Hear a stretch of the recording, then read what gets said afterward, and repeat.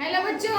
Hello ma'am. सारे बच्चे कहानी सुनने के लिए तैयार? Yes ma'am. शुरू करें? Yes ma'am. चलिए भाई, आज की कहानी बहुत मजेदार होने वाली है।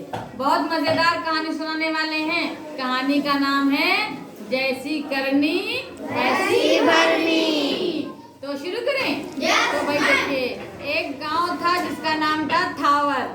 वहाँ पे एक रहती थी महिला, उसका नाम था, वो बहुत ढीठ महिला थी, मतलब वो किसी की नहीं सुनती थी। उसका नाम था सावित्री। ठीक है, तो रहती थी उसके यहाँ, मतलब एक बकरी भी थी। बकरी तो सभी लोग जानते हो। एक बकरी थी, पर वो बकरी उसको इतनी प्यारी थी, वो कुछ भी काम करती मगर बकरी को बांधती नहीं थी। वो बकरी यहाँ घूमती वहाँ घूमती, सब कहीं आगे पीछे डोलती रहती, मैं लगाई रहती है। और सावित्री बड़ा खुश होती कि अरे वाह, हमारी बकरी तो हमको कितना प्यार करती है। तो लेकिन प्यार करती है ठीक है, आसपास जो उसके खेत थे, कभी भी किसी के खेत में घुस जाती थी, किसी का भी पौधा नुकसान कर देती, जाती जाती खटखट ये खा लेती, इधर जाती ये खत्म। तो ये पौधा अगर बकरी चर जाएगी तो ये पौधे खराब नहीं हो जाएंगे। ऐसे ही फसल में, जब फसल होगी, किसी के खेत में गेहूं बोया है तो किसी के खेत में सरसों बोया है, तो किसी के खेत में कुछ फूलों के बढ़िया से पौधे लगे, गेंदे के, गुलाब के। और बकरी तो भैया बहुत मतलब नालायक होती है।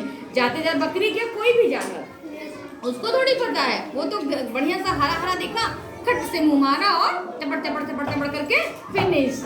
तो इसी तरह से वो नुकसान भी बहुत सारे करती थी। एक दिन क्या हुआ, वो बकरी चराने गई। वो जब भी बकरी चराने जाती, वो सावित्री क्या करती, आराम से घर में वापस चली आती, बकरी किसी के खेत में चर जाती।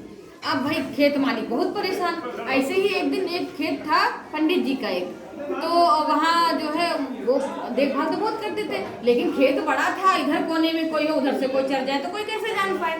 तो वो रोज रोज बकरी चढ़ जाती। किसी ने उनको बताया कि सावित्री की बकरी तुम्हारा खेत चढ़ जाती है। तो भाई वो गए, सावित्री को मना किया कि भाई देखो, अपनी बकरी को संभाल के रखो, मेरे खेत में नहीं आनी चाहिए। लेकिन सावित्री माई जो थी, कहे ना ऐसा है, हमारे पास रस्सी आए ना, हमका रस्सी दियाओ तो हम बकरी की यहाँ बांधब, न तो हमारी बकरी यूं में छुट्टा रही।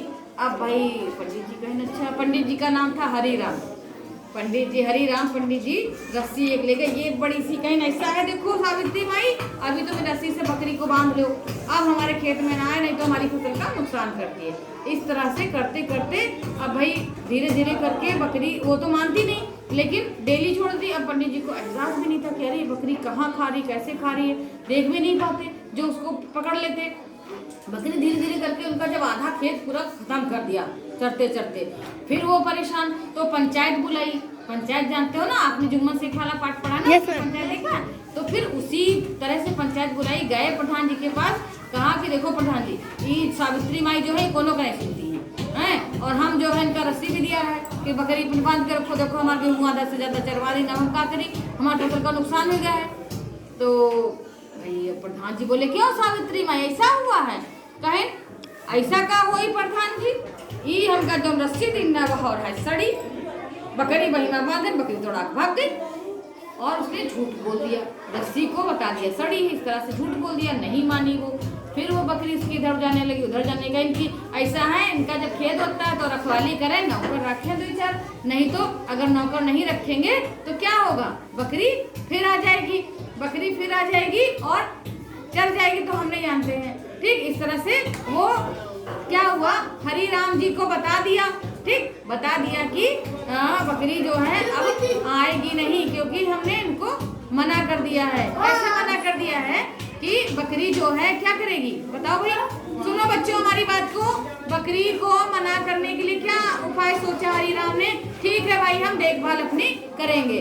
सावित्री माई ने कहा कि बकरी हमारी आएगी नहीं, तुम देखभाल अपनी खेत की कर लो, हम अपनी बकरी की देखभाल कर लेंगे। अब जब उनको न्याय नहीं मिला तो बेचारे पंडित जी चले आए, कहें कि ठीक है भाई, हम देखभाल कर लेंगे, और बकरी जो है अब आएगी कैसे, हम नौकर रख लेंगे। अब बूढ़ा माई जो थी, सावित्री माई, वो जो है अपने घर चली, बड़ा खुश करे, अरे वाह, हम तो चाहे जाके खेत में चराई, अब तो हमका कोई बंदिश नहीं है।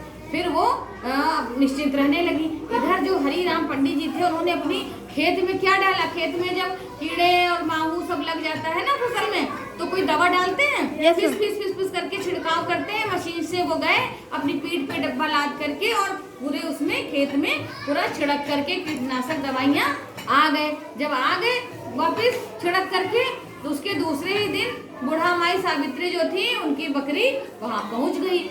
उसने जब गेहूं चरी तो भैया जो कीटनाशक दवाई थी वो उसके पेट में चली गई। और जब दवाई चली गई तो क्या हुआ, जब दवाई चली गई तो बकरी तो भैया उल्टी करने लगी, है ना, बकरी तो उल्टी करने लगी। उसको क्या हुआ, बहुत बीमार हो गई।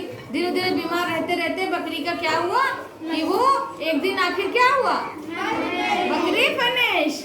अब बकरी जब मर गई तब अब सावित्री माई रोते रोते रोते रोते प्रधान जी के वहाँ पहुंची। कहने वो हरिराम पंडित जी का बुला, उनने दवाई काहे खेत में डाली, हमारी बकरियां खा के मर गई, उनने काहे दवाई डाली। बहुत परेशान वो करते करते करते करते बहुत परेशान जब हो गई, तो पंचायत जब बैठी तो प्रधान जी ने कहा क्यों भाई हरिराम आपने दवाई क्यों डाली खेत में, है ना। तो सावित्री माई की जो है बकरी दवाई खा के मर गई। तो कहा कि प्रधान जी देखो तय हुआ था कि अपनी अपनी देखभाल करो, तो इनको जो है हमने तो अपने खेत की देखभाल करी, हमने तो कीटनाशक इसलिए डाला क्योंकि हमारी फसल अच्छी हो, हमने तो नौकर भी छोड़े। अब इन्होंने रस्सी से अपनी बकरी को बांधा नहीं, इन्होंने अपनी बकरी को रोका नहीं, उसने खा लिया। तो अब हम क्या कर सकते हैं, उसने बकरी ने खा लिया। अब खा लिया है तो क्या होगा, बकरी तो बीमार होगी ही ना, बकरी बीमार होगी फिर क्या होगा, बीमार होने के बाद में वो धीरे धीरे उसकी बीमारी बढ़ गई और वो फिनिश हो गई, यानी कि मर गई। तो इंसाफ बराबर हुआ, उन्होंने अपनी बकरी नहीं रोकी, उन्होंने अपनी खेत की फसल की देखभाल भी करी। इस तरह से क्या हुआ बच्चों, जैसा किया वैसा भरा।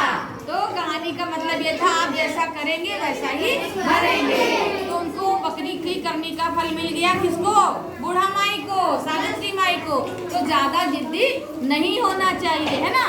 तो अच्छी लगी बच्चों कहानी? Yes ma'am. तो आज के लिए बाय बाय, कल फिर